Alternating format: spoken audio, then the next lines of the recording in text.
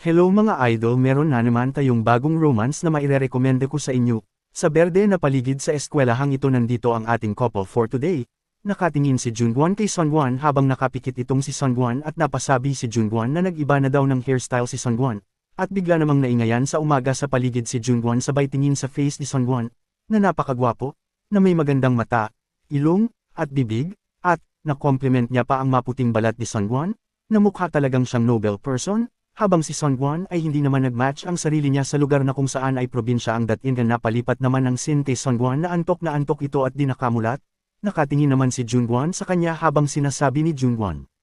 Kahit nag-transfer na sa kalagitnaan si Sunwon ay tinanggap parent siya at parang siya pa mismo ang naging popular sa university na ito dahil sa kanyang kagwapuhan. Bigla naman tinawag ng teacher si Sunwon at tinanong kung nakatulog ka ba ng maayos. Tugon ni Sunwon na opo, at bigla namang pinatayo ay pinasagot ni teacher si Sunwon na hindi niya alam ang kanyang isasagot. Sinabi pa niya na ang hirap at bigla namang nagtawanan ang mga kaklase ni Sunwon at ang sabi naman ni guro ay sige ikaw na lang Junwon, stand up at i-solve mo ang problem na ito. Sinagutan ni Junwon, at parang napakadali lang ito para sa kanya, at sabi naman sa paligid niya na napakadali lang para sa kanya dahil number 1 siya sa klase. Napatingin naman si Sunwon habang dumaan si Junwon sa kanyang gilid. Sabi naman ng guro na huwag kang mag-let down ng Sunwon kahit galing ka pa sa Seoul. Tugon naman ni Junwon na hindi ka ba nag-care sa iyong pride kahit natalo ka sa mga lower class lamang. Sinabi naman ng cockles nila na paano naman si Bomjin, umapak at inisad niya ang lamesa na habang inaantok siya at biglang paabi ni Bomjin na guro tapos na ba ang klase. Sagot naman ng guro na, it's up to the teacher kung magpapalabas na ako. Bigla namang sagot ni Bomjin na kailangan niyang gumamit ng restroom, at ang kanyang belt ay hindi na kaya ay handle ang ihi niya. Tugon ni guro habang lumabas si Bomjin na tapos na ang klase, umalis ka na. Pinag-uusapan naman siya ng mga classmate niya na mukha daw siyang gangster.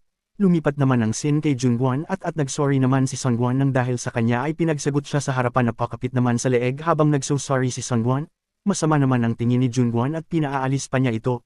Nagulat naman etong si Sunwon, tila paabi pa ni Junwon na mag-CR lang siya at nakahareka sa daan. Nagsalita naman si Sunwon na pasensya na.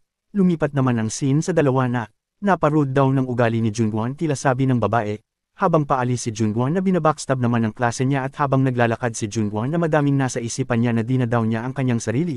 At sinasabi niya na halos lahat ng tao ay katulad ko, pero mas malala pa ang sarili ko. Pero iisa lamang ang naiiba, yun ay kundi si Sunwon lamang na napagwapo, at naiiba sa lahat at paabi niya, na hindi ako swerte nang lumubog na ang araw. Bigla namang nagdidilim sa daanan papuntang bahay ni Junwon na nag-iisa pa away sa kanyang bahay.